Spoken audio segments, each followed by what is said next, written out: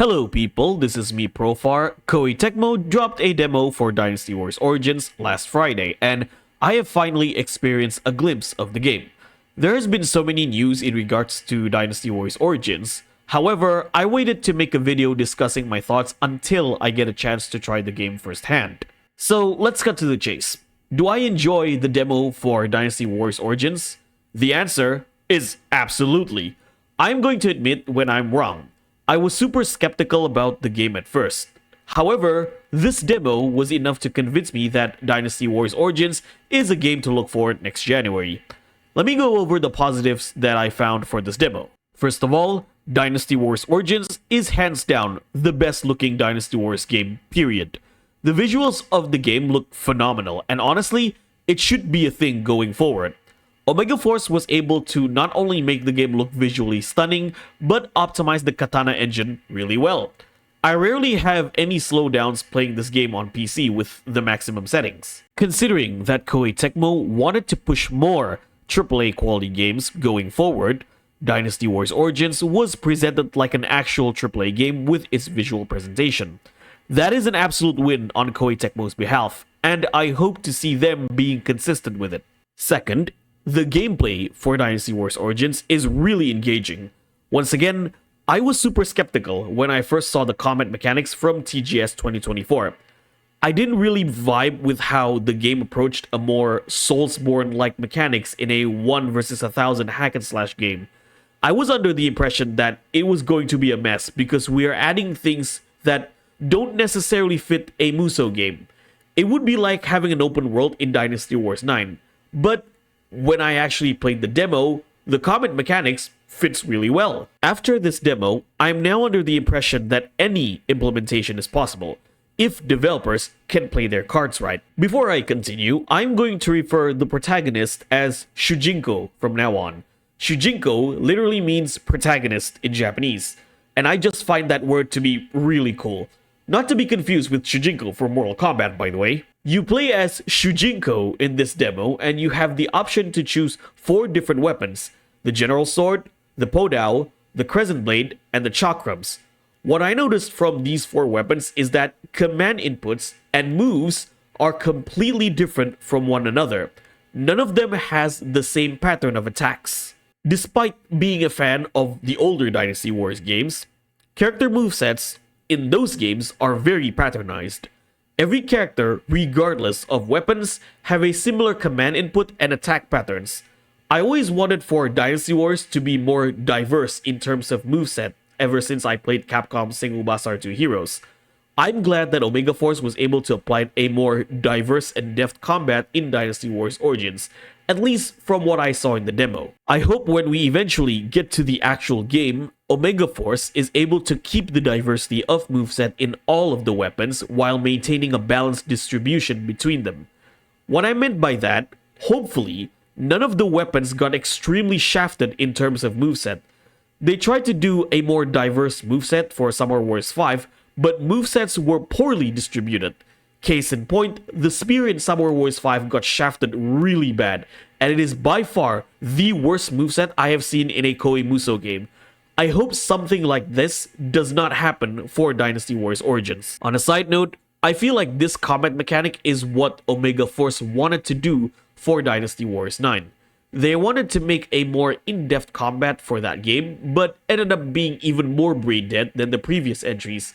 I can safely say, however, for Dynasty Warriors Origins, they finally got it right. Now, does this mean Dynasty Warriors Origins have the best combat in a Muso game? It's good, but not the best. Despite not being a Koei game, that honor still goes to Capcom's Sengoku Basara 4 Sumeragi. Nothing has topped Sengoku Basara 4 Sumeragi's combat so far. However, for Koei games, the best combat, in my opinion, goes to One Piece Pirate Warriors 4. Since the combat revolves around boss fights a la Soulsborne games, this leads to the third positive aspect. Enemy officers are legit challenging. One of the biggest criticisms for Koei Muso games lately is how the games are progressively easier.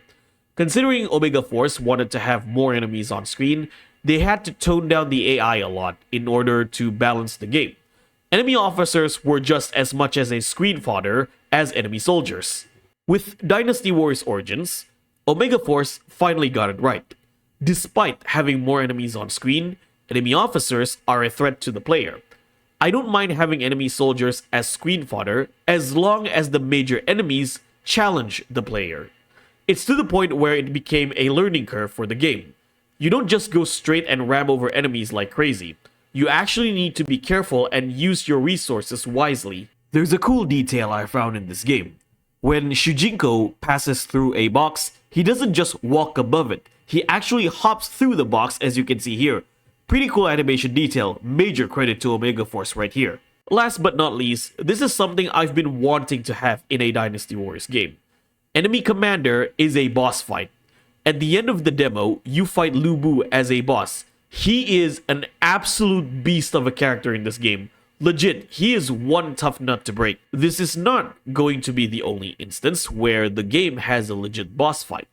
I've seen clips of the Yellow Turban Rebellion gameplay, and you actually fight Zhang Jiao in a one-on-one boss fight. This is a clip from IGN Japan. As you can see, Shujinko is fighting Zhang Jiao as a boss. You can check the entire Yellow Turban Rebellion gameplay on the link in the description below. Bosses are not being treated like slightly difficult playable characters as enemies. They are being treated like NPC bosses. I think that's a brilliant move from Omega Force. They've done this kind of boss fights in their other spin-off Musou games such as One Piece Pirate Warriors and Fist of the North Star Ken's Rage games. I don't know why they never applied this until now, but regardless, it's finally here in a Dynasty Warriors game. On a different note, I'm going to stroke myself for a bit here. 2 years ago, I made a video called 10 Ways Koei-Tecmo Can Improve Their Warriors Games. On that video, I put the following aspects: AI tier in terms of intelligence, enemy commanders as boss battles, and get creative with moveset. I am glad that 3 of them were being implemented in Dynasty Warriors Origins. Once you are done with this video, everyone, I recommend you to check out that video. Link to the video is in the description below. Now, onto the negative aspect of Dynasty Warriors Origins. Honestly, I only have one negative. This game is an absolute clone festival.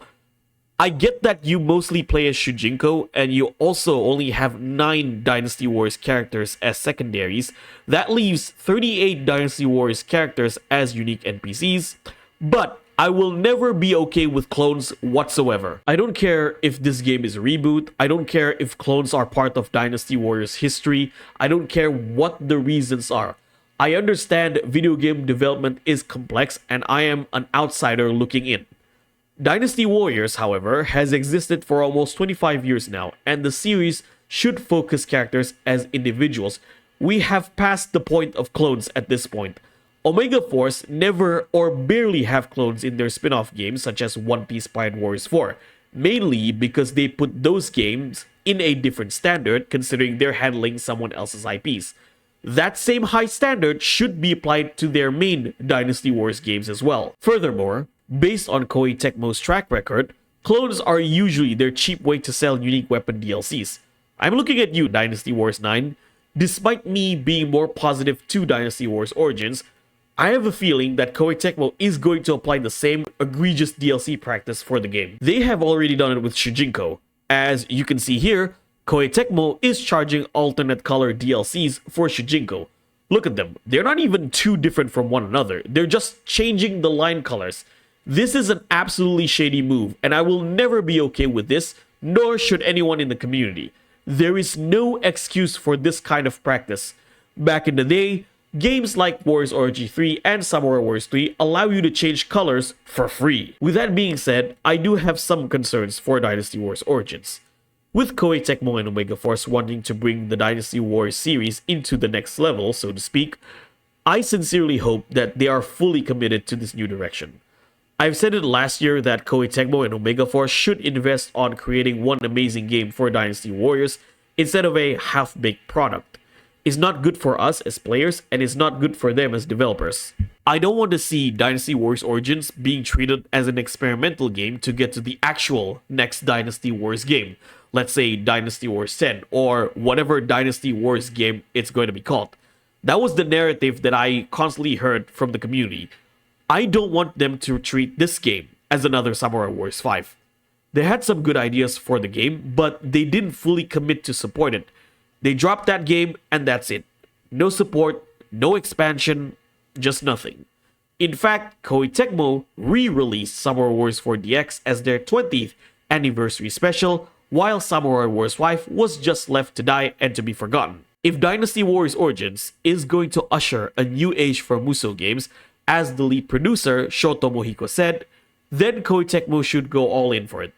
They shouldn't half-hearted with this idea for the game only to come back to what works in their previous games or do another re-release of their older games such as Dynasty Wars 8. Hopefully, that's not going to be the case for Dynasty Wars Origins. That's all I have to say, ladies and gentlemen. What are your thoughts on Dynasty Wars Origins so far? Let me know in the comment section below. With that being said, this is me, Profar. If you like this video, give me a thumbs up. If you dislike this video, give me a thumbs down. Thank you for watching. Don't forget to subscribe. Join the Profar Mokoy Hunter X Discord server. I'll see you guys in the next video.